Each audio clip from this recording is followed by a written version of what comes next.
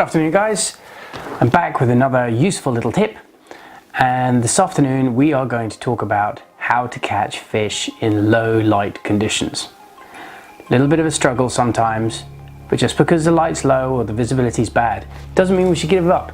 So here's some useful tips on how to carry on.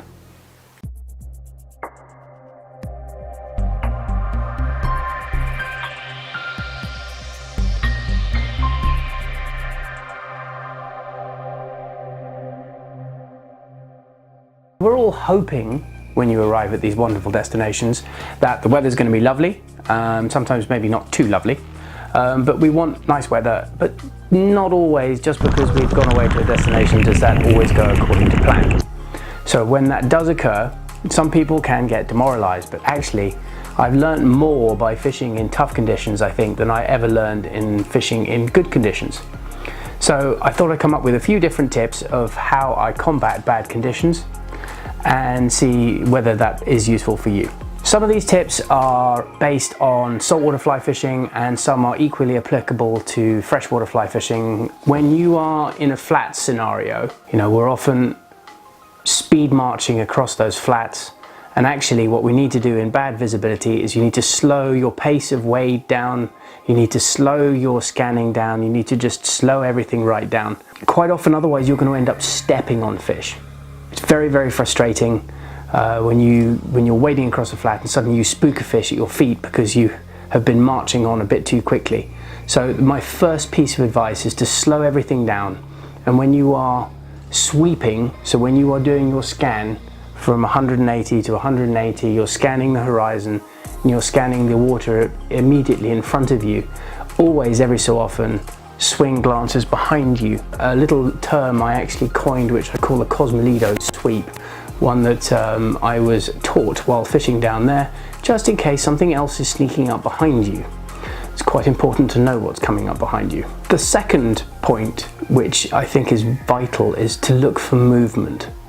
Now you should be doing this anyway when you're scanning the flats. In low light conditions, looking for movement is quite often something which will give a fish's position away. The flicker of a tail, the dart of a fin, a fish hitting a bait fish or something like that, or in a trout scenario, a fish moving out of position in a riverbed, it's crossed across a piece of white chalk and moving into weed, something like that. Movement will always give away fish's position.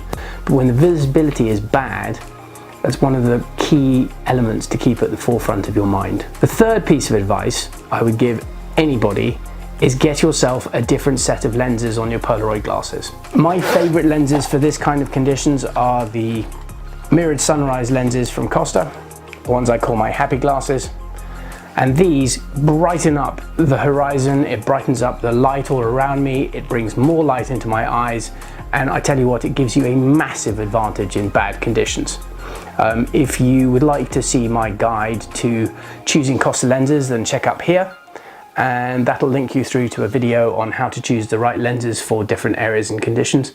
But these sunrises, and especially these new mirrored sunrise sunglasses, are absolutely fabulous. So I would highly recommend having a pair of those in your bag. The light dips down, you throw those on, and suddenly you can see a lot more than you could before. I think one of the key points, and my next tip to think about when you are in low light conditions, is to stop looking into the water and to start looking at the water. We have become so accustomed to having great lenses on glasses and really good Polaroid sunglasses that we've been able to, in decent light conditions, you can see fish hundreds of feet away, sometimes further than that. And we've all become very reliant upon the ability to be able to see fish in the water. So quite often you're scanning around and we're looking right at fish at our feet. And you are not, therefore, looking at horizon. Especially on a salt flat, you need to be able to start looking at the surface, look at the water surface, because that is what's going to give away fish movement. Often in poor conditions, you will see fish moving up tide. Mostly fish will always feed up tide, but especially when you've got a bit of wind coming, the light is grey, what you will see coming towards you are areas that look unnatural, nervous water. So those you need to look out for. You may see a bow wave, a bigger predatory fish moving across a flat. Any of those larger fish will push water and you will see that bow wave moving against the current, and that can be a dead giveaway and allow you to intercept a fish. My next tip would be to, when you're scanning the water, look for fin tips. I know that sounds a bit of you're never going to see a fin, but actually you'll be amazed that when you start scanning surfaces of water, you will see so much more if you are really looking at the surface.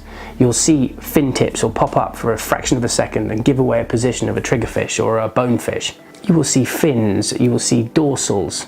GTs always give a dorsal fin away quite often. Permit, you'll look for that black or yellow sickle moving through and actually just finning, and look for little splashes which will give away fish positions.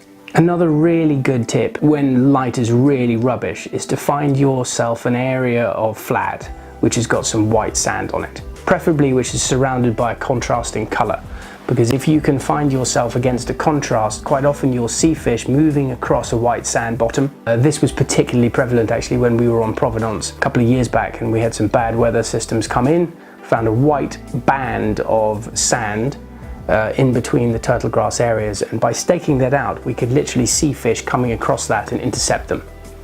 So that's a really top tip. Same goes for bone fishing, and also actually in freshwater as well. If you can find an area of light coloured bottom, then you are going to be able to sight fish more easily in poor light.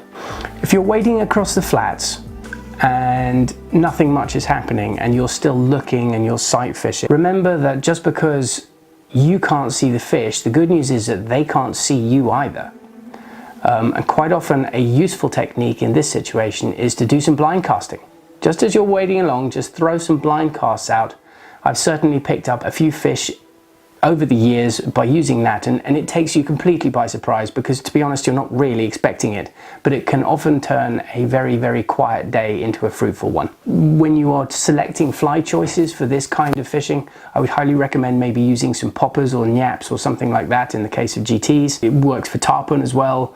I was fishing some backcountry mangrove lagoon systems in Venezuela, and rather than me trying to find the fish because the water was completely murky, I bring the fish to me by using sound, because they're tuned in, they're predators, they're looking for this. So by doing that, you can bring the fish to you, and often the take is exceptionally exciting. So we're going to take a few quick tips from the field, and here is Justin Rowlinson talking about how to catch fish in low light conditions on the flats of Providence this season. Take it away, Justin. So Justin, the conditions are not ideal today. Light's not great, but I've often found that a lot of people get very disheartened by that and think, oh, I can't catch fish if I can't see what's going on. I don't think that's true, do you? No, it's definitely not true. There's ways and means of getting about seeing fish still when the light's tough. First thing to do is try and get as skinny as possible. Walk just under knee deep, looking for those bow wakes pushing up. Also looking for tailing fish coming up, triggers or bones. Once you start getting the tide pushing up above that level and you're battling to see the bow wakes, best thing to do is get someone on top of the boat, pull the boat with him on, and let him try and spot for the rest of the guys too, so they can get shots and he can also get a shot off the boat. Focusing on that light, where the light's coming in, so sticking on your edge where you think the fish are going to be coming through, and just looking on that line where you can see, and just try to focus on those spots. And yeah, that's the best thing you can do in the tough light conditions. The fish also seem to be a lot less spooky when the light's tough, purely because they can't see you too, so you might get a better shot at them. We battle to see them, so they're probably battling to see us too. That can be a nice thing sometimes. Yeah, no, definitely. If you get those fish in the tough lights, and especially over turtle grass, they're usually very aggressive on the GC side. Thanks, Justin. Very helpful. So there's a few little tips and tricks. I hope you found that useful. If you did, please like and subscribe to our YouTube channel, and you will keep aware of all of the other videos we're making on tackle reviews, etc. I would also like to thank everybody who supported this channel. We've now hit 1,700 subscribers. I never thought we would get that far, but it seems that some of the stuff we're putting out appears to be of interest, which is great. I'd really appreciate it if you would share that around, get the channel going and get more movement out there. Also, please email me or let me know if there's any particular topics you think might be worth covering, or anything that you're particularly interested in that you think would make a good video. Anyway, look forward to hearing from you. Thanks a lot.